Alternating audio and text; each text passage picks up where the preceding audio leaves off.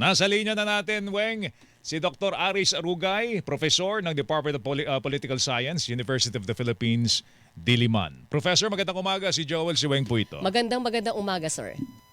Magandang umaga, Ma'am Weng. Magandang umaga, Sir Joel. Salamat po sa pag-imbita. Professor, ano bang dapat asahan ng publiko sa Lunes, July 6, pagsisimula ho ng impeachment trial ni Vice President Sara Duterte?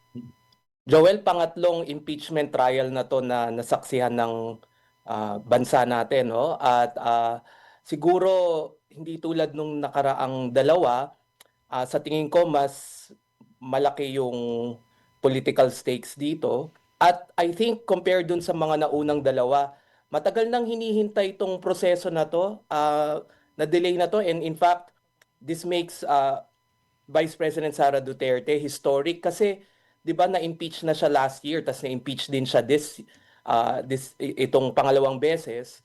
So therefore, sa tingin ko maraming naghihintay, and I think the polling numbers have shown that a majority of the Filipinos wanted this trial to happen, no? And I think regardless kung nasang kampo ka, no, and I think konting-konti lang, siguro yung mga hardcore supporters lamang, yung may ayaw nitong proseso na to. But I think for the country to move on, it's important na masimulan tong proseso na to finally.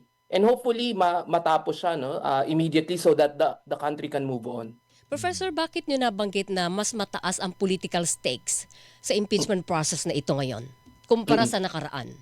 Yes. Ma'am Weng, kasi yung impeached official, siya mismo nagsabi na tatakbo siya sa 2028. Okay. Hindi tulad nung Estrada impeachment trial, that was just to remove the incumbent president, or nung kay Supreme Court Justice Corona. Yung political consequences, I think, ng trial na to, no, goes beyond this administration. It will go beyond, no, yung magiging hulma ng politika natin. Kasi nga yung sanctions ng perpetual disqualification from office, I think at the end yun yung pinaka-critical dito eh. Will the trial result in such a sanction? At kung umabot tayo doon, malaki yung konsekwensya na to. And I think this is the reason why pinangunahan na nilang lahat ni Sara Duterte, lahat tayo, by declaring her candidacy very early, no? Meron bang ano yon? Meron bang, ano ba yon? Ano nakikita behind it?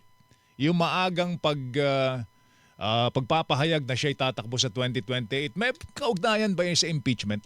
Yung announcement na yun, Professor? Right. Sir Joel, hindi mo kailangan may PhD in political science o kaya nag-aaral ng Philippine politics to figure that out, no? Natahiin siya.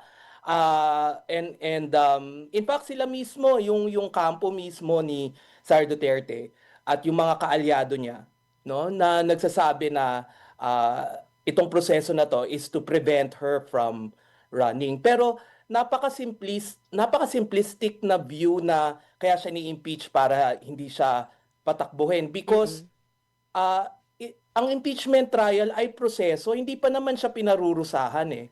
So, I think karamihan sa mga Pilipino, ang gustong mangyari is for the Vice President to finally explain. Yun lang naman po yung hininga. Hindi naman po tayo aabot dito sa trial na to kung ito ay naipaliwanag ng Vice Presidente nung budget hearings, o kaya yung katakot-takot niyang press con at Facebook post kung doon mismo pinaliwanag niya na. Parati niya tayong pinaghihintay no, na darating yung point na ipapaliwanag ko, umabot na tayo ng ilang taon at kumbaga kailangan pang umabot sa isang impeachment trial para lang marinig yung paliwanag. And I think that's what the people deserve, no? Yung paano mo ba ginastos yung 612.5 million na yun? So sa ngayon kailangan pa natin mag-impeachment trial just for you to be forced to explain. I find that very bewildering. Prof, ano ang magiging epekto ng impeachment trial sa political capital ni Vice President Sara Duterte? Kasi sa kabila ng maraming issue, hindi natin maitatanggi ang lakas pa rin ng political clout ni Vice Presidente. Magkakaroon ba ng dent? Mababawasan ba nito ang kanyang political capital, ang kanyang political clout at yung lakas niya sa masa. And she's still the leading candidate front runner pa rin siya for 2028. 2028. Ano Oo. ba ang paliwanag dito, Professor? Oh. Mga kombinasyon ng factors to kasi in fact ito yung tinatanong ako ng mga kaibigan ko, mga akademiko din sa ibang bansa, no. Bakit may impeach official kayo pero siya yung nangunguna dun sa Yes. next presidential elections, no? Kasi kung ibang bansa to hindi to dapat nangyayari, Yes. no? So kombinasyon 'yan. Una-una yung Duterte brand napakalakas, no? At yung kalakasan nito kasi meron siyang solid base. Yung solid base na yon, yung tinatawag naming hard floor, yung Mindanao, no? Sara Duterte is polling 97%. So pag dinagdag mo yung margin of error, almost 100% approval in Mindanao. No other politician has ever reached that. Kahit siguro tatay niya hindi na reach 'yun eh. So unang-una yung pagiging yung solid backing nung base na 'yon, which is 1/3 of the country. I think pangalawa, I think many Filipinos still give her the benefit of the doubt. And this is why almost 7 or 8 out of 10 Filipinos wanted this impeachment trial to happen so that she can finally explain. Kasi kung ma-acquit siya, then tapos, 'di ba? Oo. Ibig sabihin nagastos ng maayos, hindi niya talaga sinreten yung walang basihan.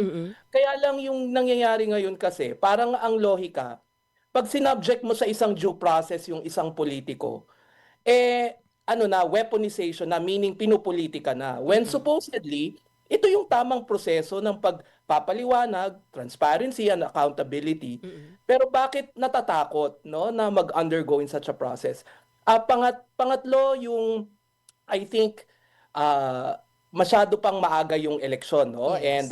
And sa aking pag-survey, no, ng mga nakaraang mga presidential elections, wala pang front runner ang nanalo eh. Diba?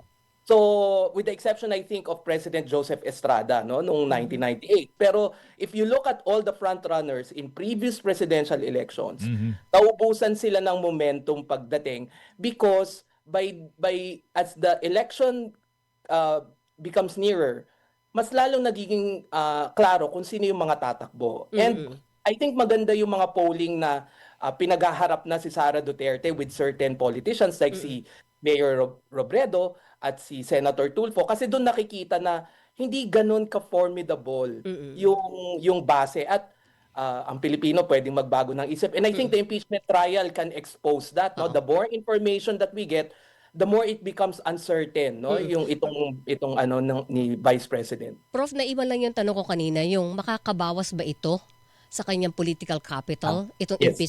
impeachment process na ito, lalo na doon sa magiging trial, mai-expose yung lahat ng detalye na allegations sa kanya. Will that matter? Right. Ma'am Weng, naalala natin yung siguro konti lang yung makakaalala ng Estrada impeachment trial kasi matagal na yon, almost 25 years na yon, no? Pero President Estrada was also in a formidable position before the trial. He had the numbers in the Senate. Kaya lang ang nangyari, lahat tayo nanood ng TV noon, no? Wala pang streaming noon. So TV lang siya, no? The more information that was exposed by the prosecution and the more clear that the defense and even the senator jurors who were pro-Estrada were concealing evidence, the more that the political capital of Estrada, who was very famous, a very popular president, instantly nawala yung political capital. So, and I think ito yung risk ng kampo ni Sara Duterte, and that the more that the trial will expose, kasi parang ngayon kinukubli eh, the more that it will